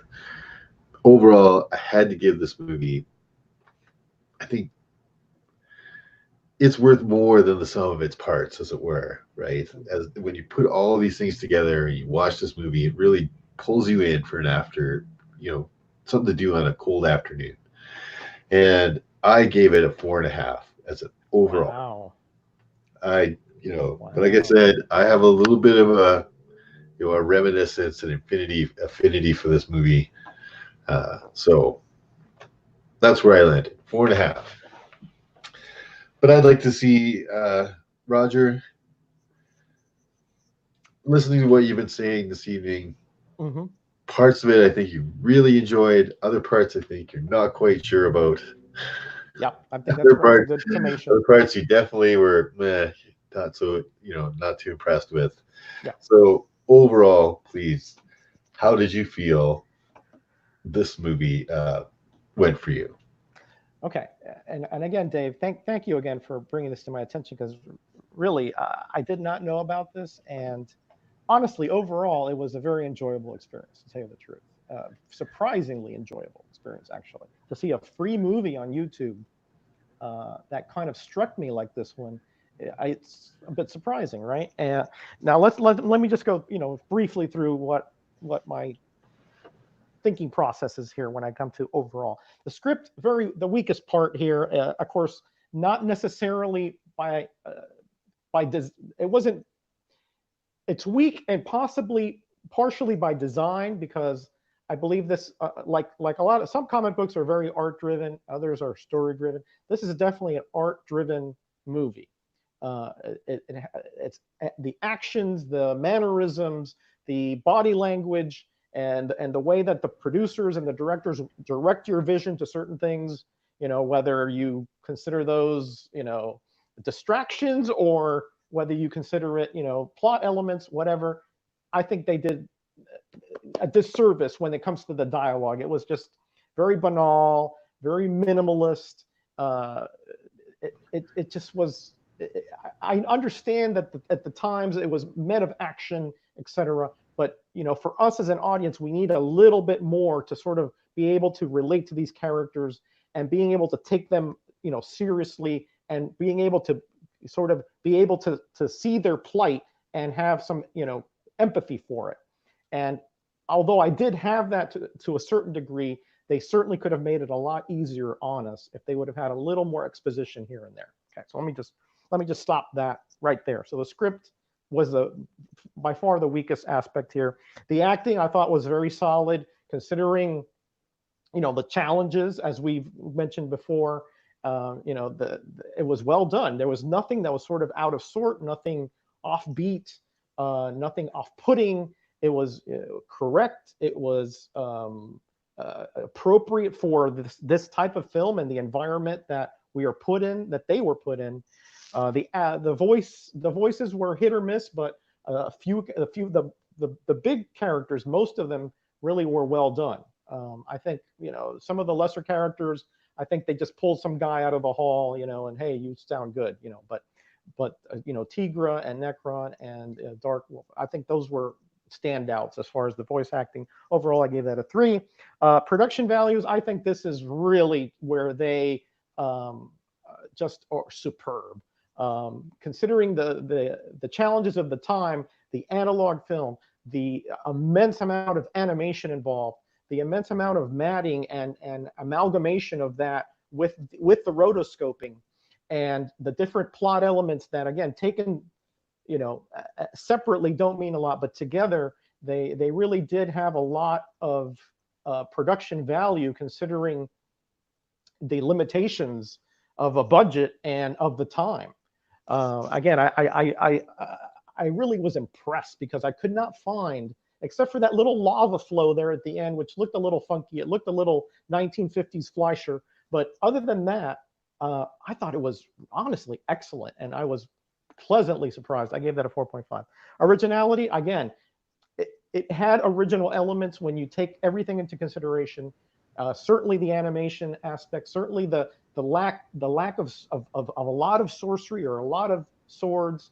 It had violence, but not so. It wasn't really gratuitous. It sort of took you on a journey. I think Tigra was the central character that we sort of hinged upon, whether she was actually going to be the one to have the heroic act, or was it going to be Lorne, or was it going to be Dark? I mean, it did have, you weren't too sure about how it was all going to come about. Necron, I thought, was very well done, especially that they actually had some kind of background on him, and obviously he had some contention with his mother. It wasn't all a big happy family at all. So it did have some originality there, especially when you consider the totality. Like Dave was saying, it's bigger than the sum of its parts. That has a holistic quality about it. Overall, if it wasn't for the very weak script and the middle part, it kind of dragged a little bit when she kept escaping and being caught, and then Lorne would be in there, and then they kind of had a little relationship, and it sort of was very convenient. Of course, that's natural in these types of films, but it just seemed a little bit too forced for me.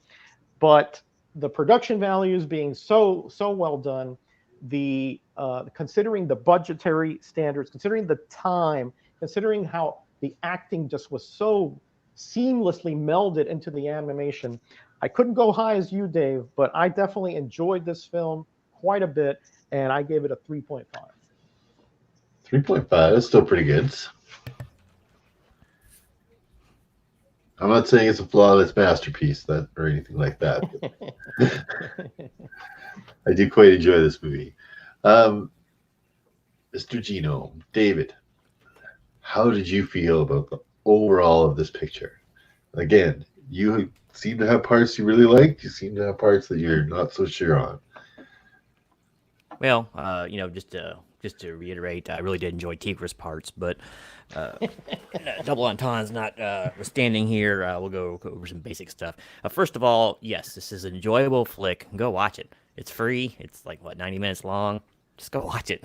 I am ashamed that I didn't even know about this thing, because I'm usually pretty hip on early 80s stuff, especially in this genre, and even though with animation it's kind of a genre of its own, really. But yeah, so I was kind of disappointed that I never even heard of this before. But especially since it had a low budget, but it was over $1 million, so it's kind of a big budget for an animation film, especially back then. So yeah, it's too bad it didn't get more press. But I'm surprised it didn't run on HBO or something, because it's late at night, or Skinamax or something like that. I never saw it there either. But so anyway, let's get down to it. So for the script story, gave it 1.5. It was kind of a boring retread. There's almost no story to be had.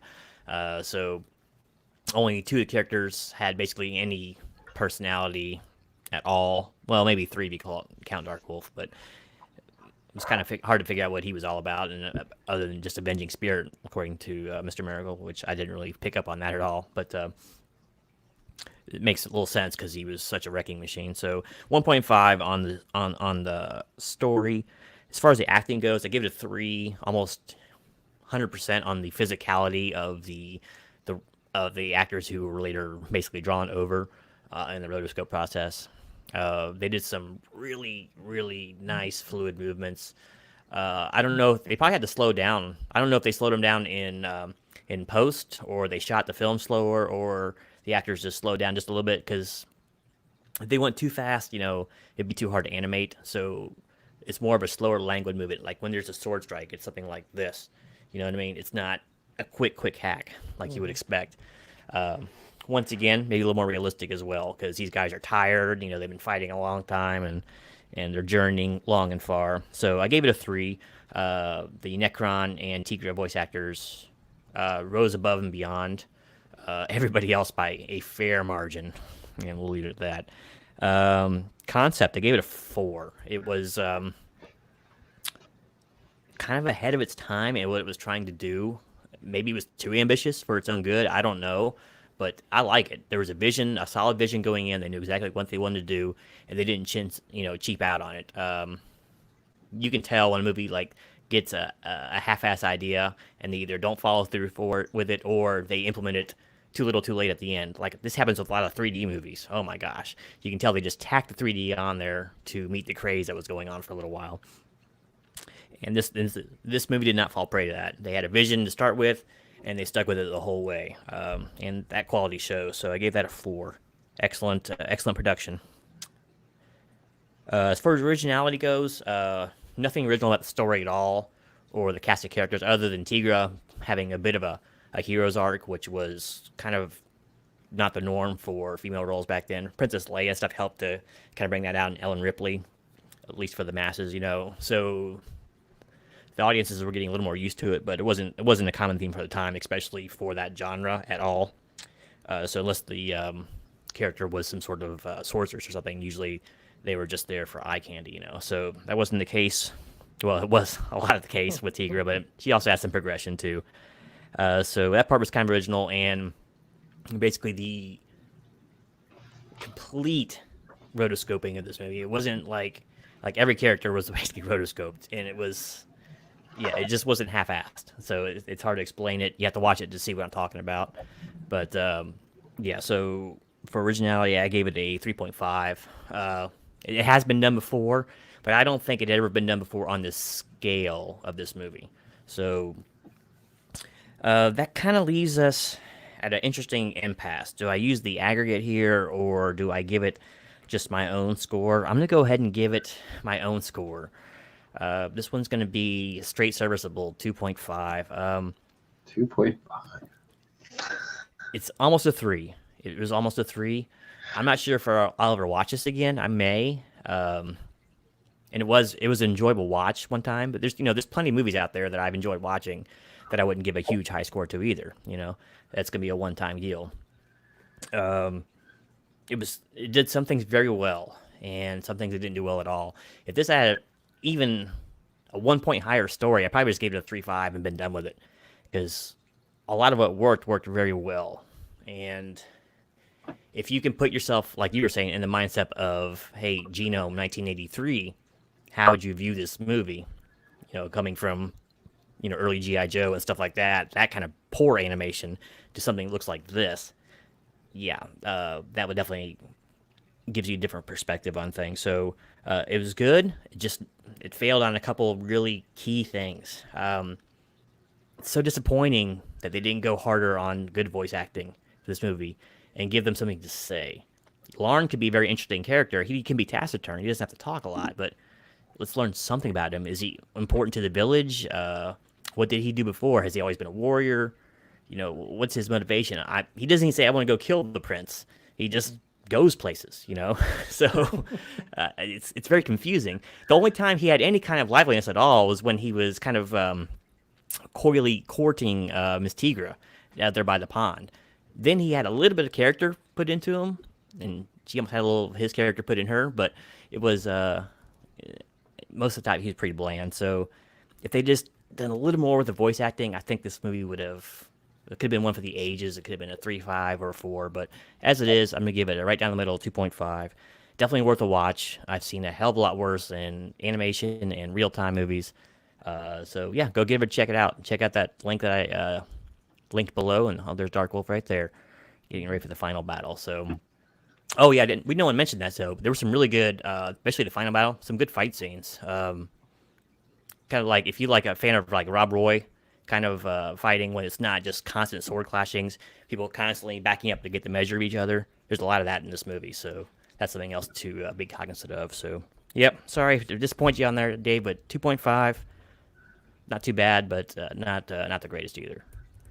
I don't want to play too much of it. I'll get in big trouble from YouTube. Yeah, I know. That's right. Freak That's right. Be careful. me. Boy, this is one time. I mean, we miss Kenny greatly anyway, but this is one time we really miss him because all of us are like a point away. So you don't really know who is in the right here. Yeah, for sure. Yeah. Well, I think we're all in the right. There's something that everybody can take away from this movie and enjoy if you like that kind of genre, of course. But I'm a little surprised that you didn't like it more, David. It's just the story. The story just killed it, man. It's like there's so much when you have so much like free reign to make such a beautiful world and to do a little bit of world building, and then you don't do it. That just killed it for me. And Lauren was like almost a silent protagonist in a video game, the one that never speaks. He's a barbarian. Yeah, I know he's a barbarian, but barbarians talk and grunt. He didn't even do that. He just walked and ran and climbed. You just think you wanted more. I just wanted more. Yeah, I agree with that. And the king, the Fire King, he was all right because there was a little bit of nuance to him too. He's like, well, he's telling his hot-headed son, he's like, you got to realize we're in a terrible spot here. We can't just be proud. They're going to wipe us out if we don't start negotiating with these people. So there's a little bit of nuance to him too. He doesn't have enough scream time, but yeah, but he had the lava itchy trigger finger there too. So he pulled fast. Yeah, I mean, and you have to when your enemy's on the ropes. Yeah.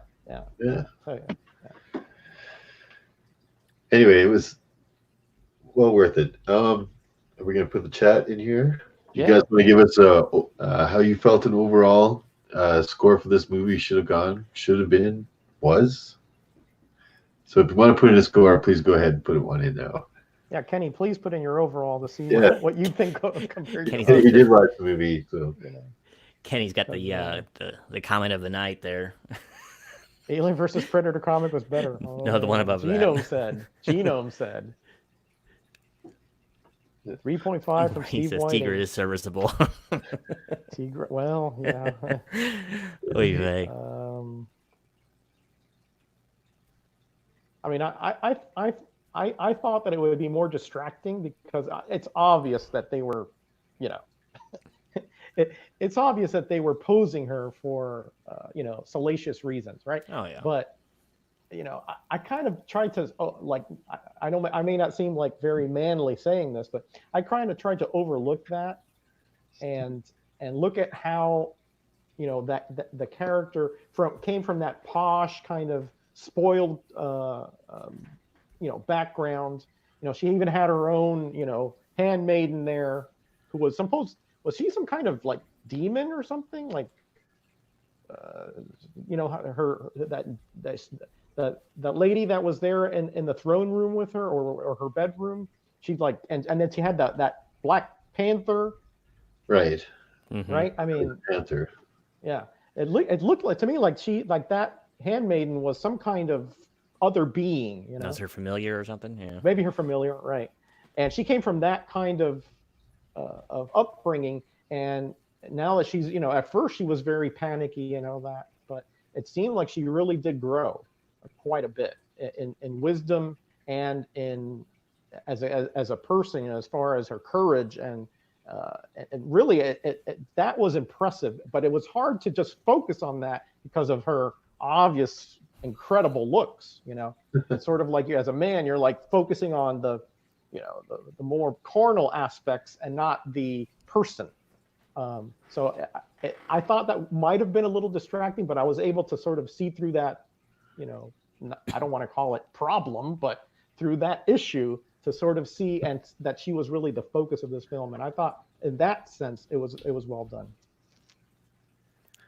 Yeah, she was definitely a large focus of this film. There's large parts of it that really centered on Tigla. Comic Kid 84. My pause button got a workout during this movie. I'll tell you, there was another scene that was kind of interesting in the movie too. Is getting towards the later parts when the king sends his son off, to parlay with the enemy to surrender, basically, and the son even says to his father, "You know what they'll do to me? if you send me into like now to parley for peace, for one thing, they just killed all their messengers, which Yeah. you never were supposed to do. Yeah. So he's like, they're gonna kill me if you send me out there to try to surrender, and he still sends him anyway. So that was there's a little bit of cool nuance there. It'd be hard to send your own son off to die, Yeah. Yeah. I don't think the dad thought that initially. I think that because since his daughter had been kidnapped, they wanted to get her back. Yeah. So he was sort of sent, but I didn't like that at all because, considering who it is obviously he will stop at nothing. Okay, he will stop at nothing to try to take over your kingdom. So why did he think that the son would have any kind? I mean, it's different if he was like a strike team or a stealth team trying to reconnaissance the area, see if where her sister was. But he just came up in the throne room and tried to negotiate with this maniac. Mm-hmm. That was never going to work. Technically, if Necron didn't cheat, he probably could have killed him. So yeah. I mean, he obviously could use his powers to take over their muscles, their movements. So how are you going to defeat that? Maybe they didn't know that, I'm assuming, but still, no. I mean, it's just an It impossible. was weird. They let him in the throne room with the weapons anyway. And it's like, why would you let him in there? Yeah, fully armed like that. Now you know why. Yeah, because he didn't care. Yeah, that was a cool scene when he killed them. Yeah, right? Yeah. Well done. And you can tell that Dark Wolf was some kind of god or something, right? At the end when he faced break through Necron, it. Necron sitting with all his power, and he's like, "Why won't you die?" Right? It was cool that. Well, it was cool too that Necron was actually pretty capable even without his powers. Until he started losing to Larn, he didn't really use his powers. He probably thought his ego will let it get away from him a little bit. But so he wasn't completely helpless, being a completely helpless mage. Even though he looks pretty helpless, he looks pretty waif-like. Yeah, he's pretty thin gentleman. Mm-hmm. Yeah, he looks like Elric. Yeah, that's who it reminded me of exactly, with the long hair. Yeah. The skinny body, skinny body. Yeah, good point. Yeah, that was a good. I thought it was a good character. Honestly, I thought it was pretty good. Awesome. Yeah. Did we get some chat scores there? These guys are all talking Star Wars. Let's see what we got here. They're all talking Star Wars right now. Once that's Star Wars, that's today is the first day, right? Came out. Yeah, today's the first day. A lot of 3 5s. 3 5, 3 5, 3 5, 3 5. Looks like 3 5. 3 5. Well, okay. Slightly above average. Yep. Very nice. Very nice. Yeah, good choice here, Dave. Really good choice. Good. It's definitely a fun watch. Glad you guys enjoyed it to some extent. Yeah, thanks. I'll definitely rewatch this in a couple of years, because I just enjoy. I mean, I watch heavy metal about every 2-3 years too. Just as nostalgia. Since I was a little tot. Well, I wasn't that little, but I was much younger when I saw it, and I kind of takes me back to that day of sneaking into the theater. I actually bought a ticket for another film, but I went into that one. Well, you could put this into your couple-year rotation and watch. Yeah, I will definitely. Yeah, definitely. All right. So what do we got? Wait, what's up for next time here, guys? Yeah, what do we got on board, David? It's your pick. I picked this one. Well, we're going to go and get away from the movies. We'll do that one maybe next time on my pick, and then I'm going to get back to a comic book. So today, I'm going back to something of a seminal issue, and it's one I remember liking quite a bit. I haven't read it in a long time, but it's got, of course, one of my favorite characters, one of my favorite artists on it, and it's just a lot of big things happen in this book, so I thought it was appropriate. So I'm going to go with Captain America number 350. Basically, this is the big meeting, the big showdown with John Walker, a.k.a. U.S. Agent, and Mr. Steve Rogers, a.k.a. the real Captain America. So we get to see who gets to keep the mantle of Captain America in this just amazing book. I've had it for, I think I bought this off the bookshelf, and I remember really loving it back then because Cap was one of my favorite characters, and this is just a really good Cap book, and it's enormous too. It's real thick and big, and for $1.75 it better be, right? So that's going to be the next one up. Nice. That's a good choice. It's a good choice. Guys, I wanted to ask you, are we going to do this in 2 weeks? Because it's January 2nd. I think a lot of us may be out. I don't know. I can't speak for everybody. I'm not sure if I will be or not. Why would you be out on the 2nd? Well, it's because we don't. My wife works in a school, college, and they don't go back until that following weekend. You want to do it? So I don't know if you wanted to. I mean, We'll if you talk guys about are it all on good with it, we can do it. But I'm okay with it. Let's see. When is it? The second? You said it'd be the next one. Yeah. I think so. I gotta check one thing. All right. In the But yeah, I meantime, think we'll be travel. A lot of us that are not in frigid areas, Dave, we travel during the holidays. yeah, I can't get out of my igloo very often. Oh, you're funny, man. You're funny. The dog sled doesn't want to go for a Dog ride. sled doesn't work. Mush, dogs, mush. Yep. Well, I'll tell you what, we can set it for that and see if Kenny's okay with it, and if, I We can talk may about be IT, here, right? but and we can always change it. I can always announcement it on the roundup or Instagram, whatever. If we have to change it. Yeah, we got some time. We'll talk on IG. Yeah. In the meanwhile, Roger, do you have anything coming up on your channel? I'm only going to put up one more video on Saturday, a community appreciation video, comic community appreciation video. I'm working on probably finalize it tomorrow and be up Saturday or perhaps Sunday, and that will be my last video for the year. Because I am going to be going. My wife is off for 2 weeks, so we're going to be going, taking little trips here and there. We're going to go see my daughter in Texas, so I won't be YouTubing much until the new year. Well, that's okay. The New Year's just around the corner here, so that's expected that everybody's going to take a little break over Christmas. So this is our last Graders Notes of the year, right? Let's see, some people are like, I can't believe you're doing your Christmas show. We don't cheese out like that on Graders Notes. And we're not going to do we should have done the Star Wars Christmas special. Oof. But next year, guys, next year. Howard gave a grade now. Grades all around. Anyway, so yeah, this will be our last one. So of course, everybody in the chat or everybody watching this on Rewind, Merry Christmas from all of us, of course. I hope you guys have a very nice and safe holiday. And I will be putting out another 5 undervalued video tomorrow. So for anybody that's interested in picking up some of those, and I got a little comic book show to go to on the weekend, so I'm gonna dive in there and see if I can find some more undervalued books for that. Wow. Keep going along. Cool. And but basically, this will be it for until the new year, end of the decade, closing it out. Is it end of the decade or is it next year the end of the decade? Because it's like No, 2020 is the end. Right? No, because it's 9, 10. No, it's 2021. That's the end of well, I guess beginning of the decade is 2021 because you start Now at we're talking 1, semantics here, right?